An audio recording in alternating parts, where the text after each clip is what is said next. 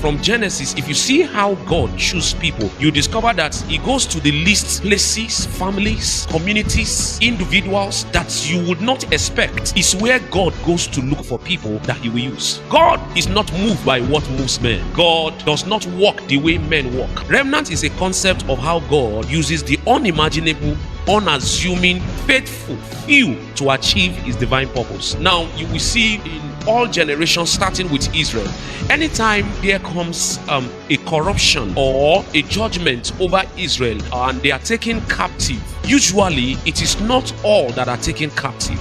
God usually preserve a few. God usually preserve some people that will become the contact point through which a revival and a deliverance will come for those who have been taken into captivity. And at times in captivity, God usually preserve, even in exile, remnants for himself.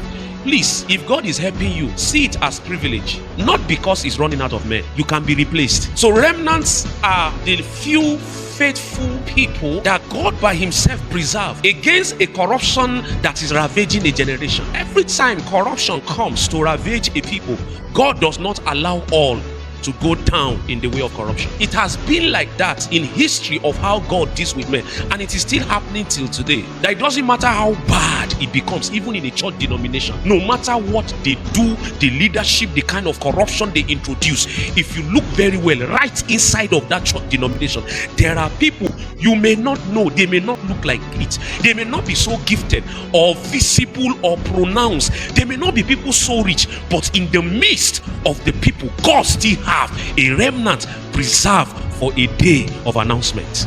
Is the strategy of God to defeat corruption and the attack of the enemy over a people.